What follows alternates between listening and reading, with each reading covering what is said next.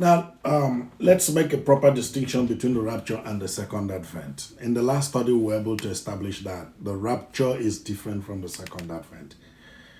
Now, the second advent is literally when Jesus returns in his physical body to planet Earth, when people will see him as he is. So, this is the day that Jesus literally lands on Mount Olive with the saints and angels from heaven to fight the armies of the Antichrist at Mount Megiddo, hence the name Armageddon. So, before he leaves, he is coming to make battle with the Antichrist, who would have encircled Israel to wipe them away from the face of the earth, which is what many people and many nations want to do now but cannot do. But a time will come when they will have some kind of space to try that. And then Jesus will come to fight the armies of the Antichrist and to prove to Abraham that, hey, the promise I made to you was not fake. It's a promise I made to you.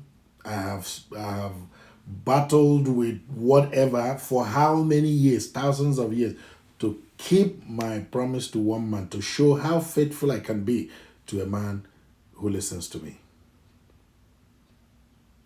I can see Abraham by the side saying, wow. Wow. I thought that was a joke. So, that's the second advent. There are several scriptures, Zechariah 14, Ezekiel 38 to 39,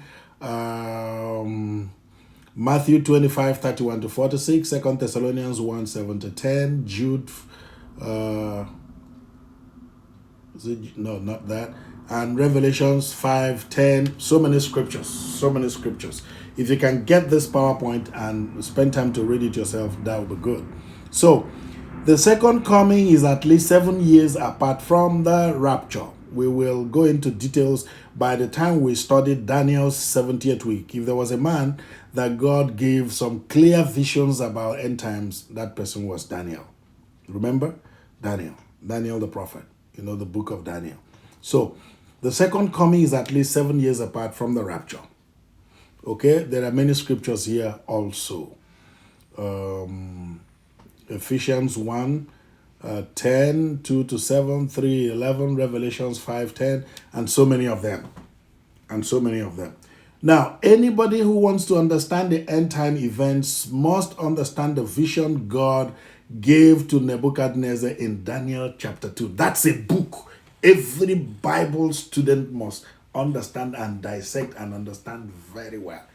Daniel chapter 2. If you have not read it, you don't know how clear the hand of God is upon this earth. You need to go and study Daniel chapter 2. Read it, study it from verse 1 to the last. It will tell you what has happened before and what is going to happen, about all these people who think they are kings and rulers and they think they've risen to power and stuff like that. No, there is no power except the one that God has ordered. So, anybody who wants to understand the end time events must understand the vision God gave to Nebuchadnezzar in Daniel chapter 2, as well as other visions of Daniel in the same book. You must understand what Bible scholars mean times of the Gentiles. If you're a Bible scholar, you need to understand what does it mean when Bible scholars say times of the Gentiles. Okay? Now, what does it mean? It is the period that Gentile nations will oppress Israel. It is the period that Gentile nations oppressed will oppress Israel. Israel will still be oppressed by Gentile nations in the future. Okay? They have been oppressed before. The record is there. But they will still be oppressed in the future before Jesus, nips that in the bud. So, now, historically, 6 nations so far have oppressed Israel in the times of the Gentiles. 6 nations. 2 are yet to come. 2 nations are yet to come to oppress Israel in the times of the Gentiles. Now, in their order, if you want to study the times of the Gentiles or Daniel's 70th week, you need to understand that these nations have oppressed Israel in the times of the Gentiles. What do we mean? When the Jews or Israelites disobeyed God and he allowed other nations that ordinarily will not conquer them had he been with them to conquer and oppress them. That's what has happened. So in this order, 6 nations have oppressed Israel so far historically. Egypt of the Pharaohs, Assyria with Nineveh as capital, remember Jonah? Babylon of Nebuchadnezzar and co., remember Iraq as it were? Medes and Persia of the various Dariuses and Cyruses, remember Iran? Greece of Alexander the Great, who died at about 33 years.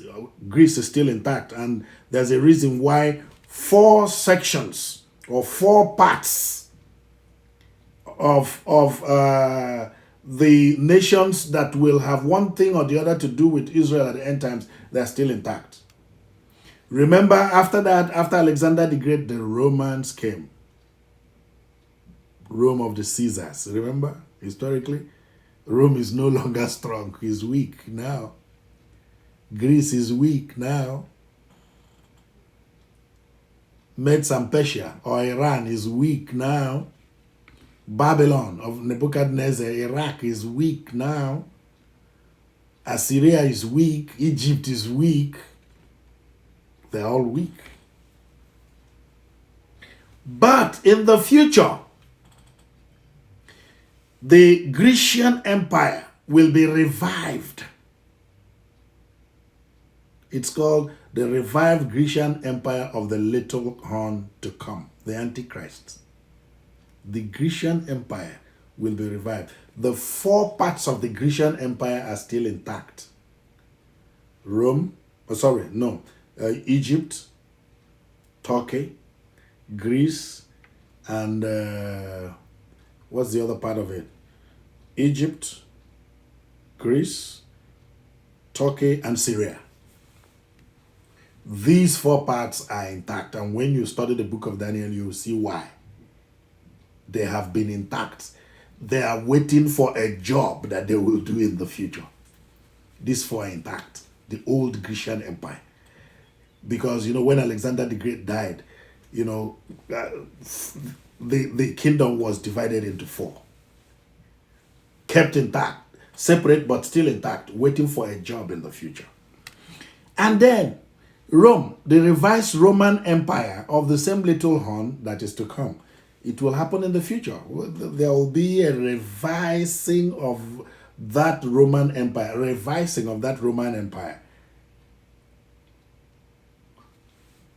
by the Antichrist, so to say. Okay? These are events that will happen in the future. I would want to show this. I hope, just look at this picture. This is literally what has happened and what is going to happen. Okay?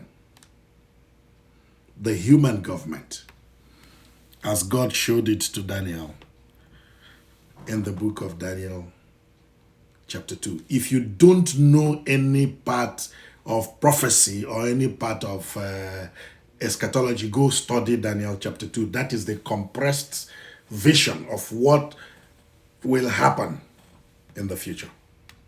This is compressed picture of what will happen if you study Daniel chapter 2. Okay. Now, we know that God showed Daniel a human, what will I call it? He showed him the picture of a human being. The head was made of gold. The hands were made of silver, the 2 hands. And then the thigh, the stomach and the thigh were made of silver. And then the legs were made of iron. And then the 10 toes of that iron were partly clay and partly iron. Let me explain. God showed Daniel from his day until the day Jesus literally leaves heaven to establish his kingdom on planet Earth, the events, the nations that will, the Gentile nations that will suppress Israel in the times of the Gentiles. And let me announce to you that the Babylonian Empire has been fulfilled. The Grecian Empire of the Dariuses and Cyrus has been fulfilled. You know, remember, they were the nation that knocked down the Babylonian Empire and took over. And when they had fulfilled their own purpose, they were knocked down by Alexander the Great of the Grecian Empire. And when Alexander had quickly fulfilled his own purpose, he was knocked down by the Roman Empire. Today, there's no Roman Empire. But it will be revised in the future. Because God showed that in the last days, before he comes to establish his kingdom here, the old empire, the Roman Empire, go and look for the map of the Roman Empire territory in those days, the nations that they took in. Right now, you have more than 25 nations in that Roman Empire boundary lines. More than 25 nations are there. More than 25 nations are there. Go and check. But before Jesus comes to destroy human government and establish his own kingdom, that Roman Empire boundary line will not be more than 10 nations, represented by the 10 toes. Activities around there have been suspended for now. But before Jesus comes, according to the scripture, the old Roman Empire boundary lines will be turned into 10 toes. There will not be 10 strong ions, autocratic governments. No, they will be partly democratic and they will be partly autocratic. Just like democracy and autocracy cannot mix iron and iron and what do you say? Partly iron and no, not charcoal. Coal cannot mix. So, can anybody go now and teach that the second coming will happen anytime? No, you can't teach that because that will be wrong. Because the Roman Empire boundary lines, you have more than 25 countries within that boundary right now. According to scripture, and before Jesus comes, because remember, when that stone that was not carved out of human, effort left heaven and was coming down to strike that image, it did not strike the head of gold, the Babylonian Empire. It did not strike the breastplate, the Medes and Persian government. It did not strike the Grecian Empire. It did not strike the Roman Empire. It struck the revised Roman Empire, which will include the revived Grecian Empire. Because out of the 10 toes, 4 of them will be 4 nations we already know. Greece, Turkey, Syria, and Egypt will be there. All the rest will be the 6 others. The remaining, whatever will be the 6 others. And then out of these 10 toes will arise the little horn, the Antichrist, who will knock down all the others. And then they will now say, hey, this is the guy we've been waiting for, who will give us power, who rule over us. And that's the man Christ is coming to fight at the Battle of Armageddon. That's the guy he's coming to fight at the Battle of Armageddon. So we have the signs that will take us to the second coming. For example, if we have something happening within the Roman Empire boundary lines that will alter the the number of nations we have there, them coming together, reducing in number, then definitely we'll know that, okay, something is really happening. Nobody knows about how that is going to happen, but the truth is, before he comes, he's not coming to knock down 25 toes. He's coming down to knock down 10 toes, representing the revised Roman Empire that will come. And the scripture says, if you read Daniel 2:44, I like that place. I don't joke with it. Daniel 2:44. Let's read it together. That's a scripture you need. That, for me, that is the center of eschatology. Daniel 2:44. Daniel 2:44. Daniel chapter 2 verse 44. I can quote it, but I want us to just read it together. Daniel chapter 2 verse 44. Daniel 2:44. Okay, let me just quote it so we don't spend much time. It says, Daniel 2:44, in the days of those kings, the 10 toes. That's what, in the days of those kings, shall the God of heaven establish his kingdom on the earth, and it will endure forever. If you don't understand anyone, if you don't believe anyone, just go and believe that one. Historically, you have seen the sequence, how he has gone. You know, what we have on this planet Earth is a human government. Men who are stupid enough not to understand that somebody created them, but they're just ruling us. Human government with all kinds of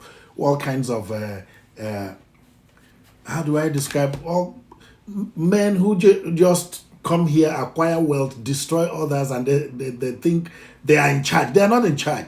It's human government. Because after that, when human government is destroyed, the last vestige of human government that will be destroyed before the reign of Christ comes will be the 10 toes. The revised Roman Empire will be destroyed as the last vestige before Jesus now begins to build his own kingdom and authority physically on planet Earth, ruling from Jerusalem. We'll continue in the next study.